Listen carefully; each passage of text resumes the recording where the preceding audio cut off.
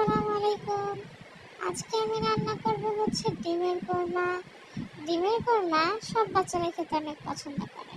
তো যাই হোক, এখন হচ্ছে আমি কড়াইতে তেল গরম করে তার মধ্যে হচ্ছে তেল দিয়ে দিয়েছি।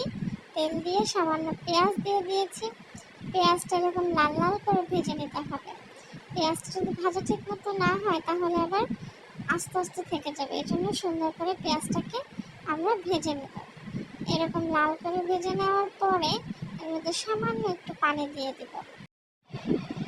তো এরপরে হচ্ছে মশলাটা একটু কষায় নিব। এভাবে করে কষানোর পরে এর মধ্যে হচ্ছে আমি দিয়ে দিব 1 চা চামচ আদা বাটা আর 1 চা চামচ রসুন বাটা। এরপরে হচ্ছে আমার মনে হলো যে এর মধ্যে মশলাটা একটু কম কম লাগতেছে, কারণ মশলা কম হলে খাবার মানে ভাত খেতে ভালো লাগবে না, বা পোলাও বা যেটাই খাই না কেন। ওই জন্য আমি আবার একটু পেঁয়াজ বাটা দিয়ে দিচ্ছি। ওর মধ্যে পেঁয়াজ বাটা দিয়ে আবার একটু নেড়ে চেড়ে নিচ্ছি। এরপরে যেটা দিব সেটা হচ্ছে এই কোরমার স্বাদটাকে আরও দ্বিগুণ বাড়িয়ে দেবে। সেটা হচ্ছে টক দই আর হচ্ছে বাদাম বাটা।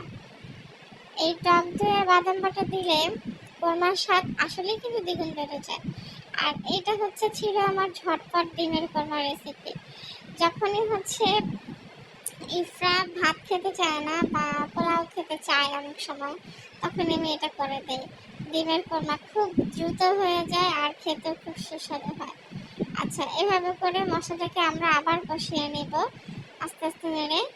এই যে যখন এমন টেক্সচার হয়ে আসবে, পুরো মশলা মিক্স হয়ে আসবে, তখন এর মধ্যে হচ্ছে আমরা দিয়ে দিব গুঁড়োর দুধ আর হচ্ছে এলাচ দারচিনি এগুলো সব দিয়ে দেব। এটা আসলে আগেই দেওয়া দরকার ছিল, আমি হচ্ছে ভুলে যাই। তো যাই হোক, দেওয়ার পরে এভাবে করে মিক্স করে নিচ্ছি। মিক্স করতে অনেকক্ষণ ধরেই মিক্স করে নিতে হবে, যাতে পুরো মশলাটা সব কিছু একদম অ্যাডজাস্ট হয়ে যায়, পুরো মিক্স হয়ে যায়। এর মেশানোর পরে হচ্ছে আমি এর মধ্যে সামান্য গরম পানি দিয়ে দেব, আরেকটু পরে আর কি।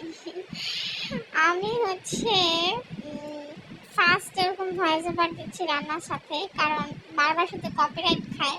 তো ভাবলাম যে এখন থেকে নিজের ভয়েস দিয়ে দিয়ে ভিডিও করব।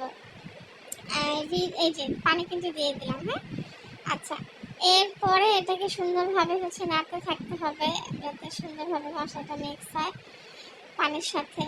গ্রেভিটা অনেক সুন্দর হবে, যত ভালোভাবে মিক্স করবো তত ভালো হবে। আচ্ছা, এর মধ্যে কিন্তু আমি একটা ভিডিও স্কিপ করছি, সেটা হচ্ছে লবণ যে দিয়েছিলাম সেটা কিন্তু ভুলে গেছি। তো যাই হোক, আপনারা ভুলগুলো মাফ করে দিবেন। তো এর মধ্যে আবার যে ডিম দিয়ে দিলাম কিন্তু কথা বলতে বলতেই। তো ডিম দেওয়া হয়ে গেছে।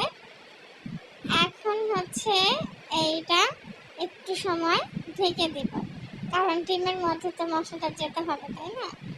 যখন এই ডিমটা ঢেকে দিলাম, ঢেকে দেওয়ার পরে এই যে এরকম সুন্দর হয়ে একটা একদম মানে গ্রেভিটা একদম ঘন হয়ে যাবে, ডিমের কালার চেঞ্জ হয়ে যাবে।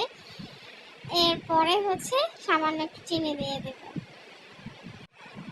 হয়ে গেল ঝটপট ডিমের কোরমা। আল্লাহ হাফেজ।